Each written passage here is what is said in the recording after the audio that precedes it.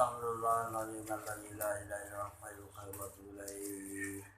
Asyhadu an la ilaha illallah wa asyhadu anna Muhammadar Rasulullah. Tawakkaltu 'ala Allah la haula wa la quwwata illa billah.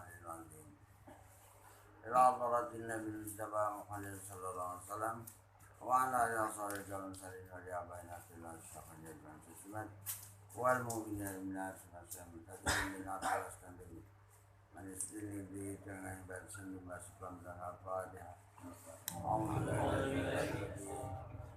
Bismillahirrahmanirrahim. Alhamdulillahirabbil alamin arrahmanirrahim maliki yaumiddin. Iyyaka na'budu wa iyyaka nasta'in.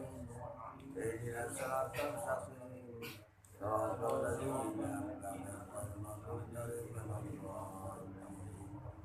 Amin. Allahumma zidna ilman faham.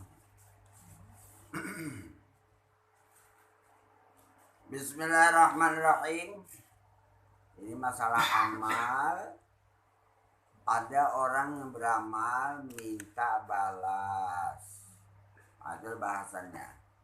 Minta supaya kasih pahala banyak, minta supaya masuk surga, minta supaya dijauhkan bala dan sebagainya. Ini bahasannya.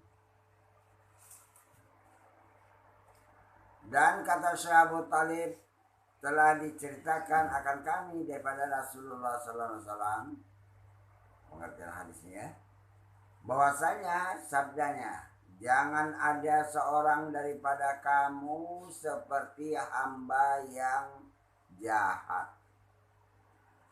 Jikalau takut ia kepada tuannya, maka dikerjakannya. Kalau enggak kena marah. Kalau enggak kena marah itu. Dan jangan ada seperti orang yang mengambil upah yang jahat. Jikalau tiada diberi upah, maka tiada diperbuatnya. Nah, ini tamsil untuk kita. Ini dari hadis Rasulullah. Kalau kita tidak berbuat amal itu lillahi ta'ala. Jangan karena kalau kita beramal tuh, kalau enggak aku amalkan ini, aku masuk neraka. Itu jahat. Atau kalau enggak aku beramal, aku enggak masuk surga. Itu jahat. Dan sebaik-baik hamba itu sahih. Jikalau tiada takut ia akan Allah Ta'ala, tiada durhaka. Ia akan Allah Ta'ala yang seni, yang halus, yakni tiada ia mengerjakan ibadat karena takutnya. Aku kerjakan ibadat ini adalah karena betul-betul aku suka, cinta, sayang kepada Allah, karena patuh kepada Allah, bukan karena takut aku masuk neraka. Tetapi dia mengerjakan ibadat itu karena kasihnya juga kepada Allah Ta'ala. Karena Allah Ta'ala itu telah banyak memberikan nikmat kepadaku, mulai aku dijadikan. Dan setelah aku dijadikan, nikmat amdat mengiringi dalam kehidupanku. Terus sampai nanti setelah aku mati, nikmat amdat itu terus diterima di kuburan. Dibuat di dalam kuburan itu adalah seperti satu taman daripada beberapa taman surga. Dan terus sampai nanti ke akhirat. Di akhirat nikmat amdat itu mengiringi terus. Yaitu Allah tempatkan aku pada sebaik-baiknya. Bukan ini tujuan, tapi aku melakukan itu ada semata-mata aku kasih cinta kepada Tuhan. Ibarat kita itu mengerjakan satu amal kepada orang tua kita karena senang, karena cinta, karena suka, karena ikhlas, karena ingin mengabdi kepada orang tua. Bukan karena minta balas. Itulah sebaik-baik kalau kita tidak beramal. jangan pandang yang lain. Lillahi ta'ala itu, maka kata-kata lillahi ta'ala itu mendidik kita supaya yang kita lakukan itu ini kulakukan untuk Allah Ta'ala, bukan untukku, bukan untuk surga, bukan untuk karena takut neraka, bukan karena untuk supaya dipandang orang, bukan itu. Ini adalah amal, ini datang dari Allah. Badanku dan amalku adalah milik Allah. Aku kerjakan amal ini semata-mata karena kasihku, sayangku, sukaku, senangku kepada Allah Ta'ala. Itu yang sebenarnya ya. Kita coba alami, ikhlaskan hati ini. Maka karena itu untuk dapat menempatkan ini yang sebenarnya penempatan, maka kita tuh panah. Ada badan tapi rasa berujukku nggak ada di situ lagi. Sehingga Allah Ta'ala itulah yang menguasai dengan kekuasaanku dan iradatnya pada seluruh makhluk, pada seluruh alam.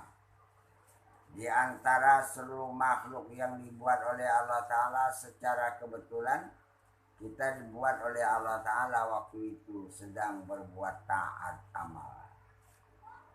Maka disitulah kita jangan sempat satu zarah pun akunya hadir, akunya berwujud, akunya membaca, akunya berbuat, dan akunya merasa taat. Jangan.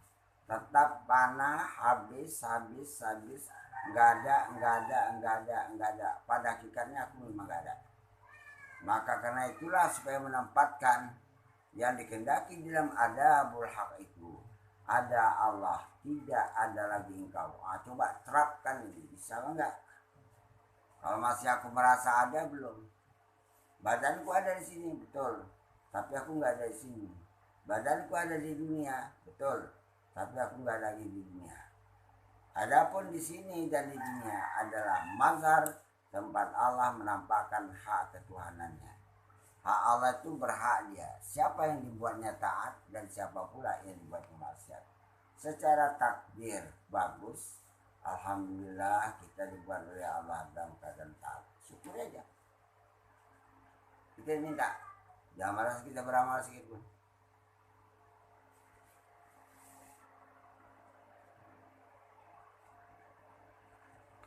Karena menempatkan adabul haq, ada Allah, enggak ada engkau itu bukan perkara mudah. Bukan perkara mudah ya. Cuma kita mempanahkan diri itu supaya sebenar-benar tidak ada, supaya keesaan Allah itu jahir dengan sendirinya, yang dia jahirkan pada seluruh alam dan dia jahirkan pada seluruh makhluk.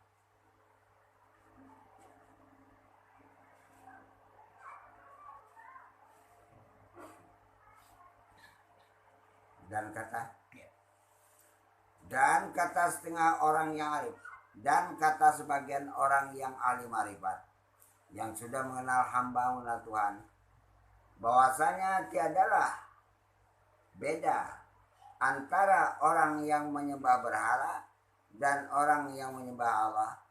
Karena kalau dia menyembah Allah itu ada gharat, ada tujuan yang fasid, ada tujuan yang gak bagus, yang rusak, yang dikatakan merusak dari ikhlasnya. Jadi kalau gitu tak ada bedanya orang menyembah berhala dan orang yang menyembah Allah. Kalau dia menyembah Allah itu ada gharat yang fasid, ada tujuan yang bukan Allah. Maka karena itu betul juga lah penafsir daripada seorang penafsir yang terkenal, siapa itu namanya,